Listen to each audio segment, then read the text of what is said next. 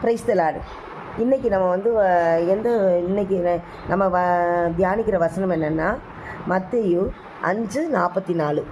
நான் உங்களுக்கு சொல்கிறேன், உங்கள் சத்துருக்களை சிநேகியுங்கள், உங்களை சபிக்கிறவர்களை ஆசீர்வதிங்கள், உங்களை பகைக்கிறவர்களுக்காக நன்மை செய்யுங்கள், உங்களை நிந்திக்கிறவர்களுக்காகவும் உங்களை துன்பப்படுத்துகிறவர்களுக்காகவும் ஜெபம் பண்ணுங்கள். தேவன் எப்படி இது நம்ம சிந்தனைக்கு என்ன செய்கிறாங்கன்னா, நம்ம வந்து நமக்கு தீங்கு செய்கிறவர்களை சபிக்காதவர்களாய் காணப்படணும், அவர்களை நம்ம நேசிக்கிறவர்களாய் காணப்படணும், கிறிஸ்துவின் அன்பு வெளிப்படணும், நமக்குள்ளே கிறிஸ்துவின் அன்பு வெளிப்படணும். ஆனால் இது கஷ்டமாக தான் இருக்குது. நம்ம சிநேகிதர்களில் நம்ம அவங்களுக்காக ஜெபம் பண்ணுறது, அவங்களுக்காக அவங்களை நேசிக்கிறவங்க கொஞ்சம் கஷ்டமாக தான் இருக்கான். ஆனாலும் ஆண்டோடைய அன்பு நமக்குள்ளே பிரதிபலிக்கணும். அதனால நம்ம அப்படியாக இது காரியத்துக்கு நம்மளை இனிமேல் நம்மளை தகுதிப்படுத்திக்கிறோன்னு ஒரு ஜெபம் பண்ணிக்கலாம். எங்களை நேசிக்கிற நல்ல பிதாவே, அப்பா, இன்று நாங்கள் சத்துருக்களை எங்கள் சத்துருக்களை சிநேகிக்கிறதுக்கு உதவும், எங்களை துன்பப்படுத்துவதற்காக ஜெபிக்கிற வரத்தை கொடுங்க ராஜா. ஆவியானவரே, அப்பா, இன்னும் நாங்கள் உம்முடைய பிரதிபலிப்பாக காணப்படணும். அப்படியான கிருபை எங்களுக்கு கொடுக்கும். இயேசுவின் நாமத்தினால் ஜெபிக்கிற நல்ல பிதாவே, ஆமென். நல்லா இருக்கீங்களா?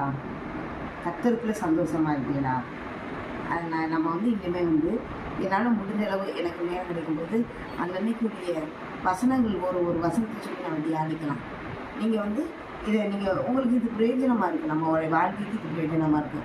இந்த வசனத்தை நீங்கள் பார்த்துட்டு நீங்கள் ஒரு நிமிஷம் நேரத்தில் நீங்கள் போயிடுவீங்க. அந்த வசனம் உங்களுக்குள்ளே கிரியேட் செய்யும். கட்டாயம் உங்களுக்கு நன்மையான காரியம் நடக்கும். அதனால் இன்றைக்கி வசனத்தை இன்றைக்குரிய வசனத்தை வாசிக்கலாம். உபாகமத்தின் புஸ்தகம் 31வது அதிகாரம்.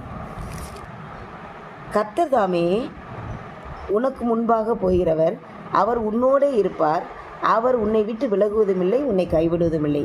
நீ பயப்படவும் கலங்கவும் வேண்டாம் என்கிறார். இது இந்த வாக்குத்தத்தத்தை நமக்குன்னு இந்த மாதத்தில் முதல் நாளில் நமக்குன்னு உரிமையாக்கி கொள்வோம். அப்புறம் எப்படின்னா, கர்த்தர் நம்மோட இருப்பார். அவர் நமக்கு முன்பாக நம்ம எல்லா காரியத்தையும் நமக்கு முன்பாக சென்று நமக்குரிய காரியங்களை அவர் செவ்வாய்ப்படுத்துவார். அதனால தான் ஒரு வசனம் இருக்குது, நாசின் சுவாசம் உள்ள மனுஷனை நம்பாதே, அவனுடைய உபாயம் வெறும் பொய்யேன்னு வசந்துடுது. நீங்கள் மனுஷனை பார்த்து மனுஷனுடைய சொல்லை கேட்டு நீங்கள் ஏமாந்து போயிருக்கீங்களா? நீங்கள் இன்னுமே கவலைப்படாதீங்க, ஆண்டவர் மேலே நம்பிக்கையாக இருங்க. ஆண்டவர் நம்முடைய காரியத்தை வாய்க்க பண்ணுவார். ஒரு சின்ன ஜெபம் பண்ணிடலாம். எங்கள் இருதயத்துக்கு ஏற்ற காரியங்களை செய்கிற எங்கள் நல்ல தெய்வமே, உங்களுக்கு கோடான போய் ஸ்தோத்திர ராஜா.